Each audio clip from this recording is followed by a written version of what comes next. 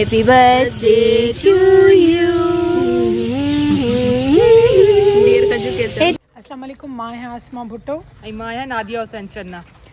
मुंहिंजे तरफ़ खां फरज़ंद मलिक खज्जू जेको ज़बरदस्त डायरेक्टर आहे हिन वक़्तु ज़हर ज़िंदगी ड्रामे जो, उनखे खोड़ साथियूं मुबारकूं हुजनि। उनजो जनम ॾींहुं आहे जनम ॾींहुं आहे, जनम ॾींहं जूं खोड़ साथियूं मुबारकूं हुजनि ऐं गॾु में खोड़ साथियूं दुआऊं आसमा जी तरफ़ां ऐं मुंहिंजी तरफ़ां। Happy happy birthday. Happy birthday पंहिंजो खजू, हमेशह ख़ुशि ईअं ई खिलंदो रहो ऐं ॿियनि खे ईअं ई खिलाईंदो रहो। Again happy birthday. अस्सलाम वालेकुम। मां है आलिया चन्ना। अॼु असांजे तमामु सुठे डायरेक्टर एक्टर ऐं मुंहिंजे नंढड़े भाउ फरज़ंद उर्फ़ खजूअ जी बर्थडे आहे।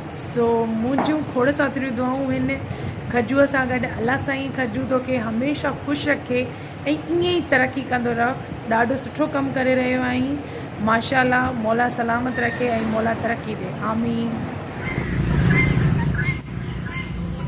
अस्सलाम वालेकुम। मां है अवां जी पंहिंजी रिंशा शहज़ादी ऐं हीअ वीडियो ठाहे रही आहियां मां असांजे सिंध टीवी जे बहितरीन ड्रामे ज़हर ज़िंदगी जे डायरेक्टर फरज़ंद मलिक उर्फ़ खजू जो अॼु आहे बर्थडे।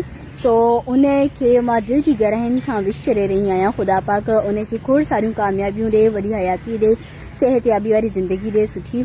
सो उन सां मुंहिंजी खोड़ सारियूं दुआऊं गॾु आहिनि उनजी कामयाबी जे लाइ, उनजी सिहत लाइ, उनजी ज़िंदगीअ जे लाइ। ख़ुदा पाक उनखे सदाईं सलामत रखे। हैप्पी बर्थडे खजू फरज़ंद मलिक उर्फ़ खजू, छो त असां उनखे प्यार सां खजू चवंदा आहियूं। सो असांजो तमामु सुठो भाउ बि सम्झो, डायरेक्टर बि आहे, कोलीग आहे, गॾु कमु कंदा आहियूं। सो उहो असांखे इलाही प्यारो आहे, इन करे मां हुनखे विश करे रही आहियां। खजू सालगिरह जी खोड़ सारियूं मुबारकूं।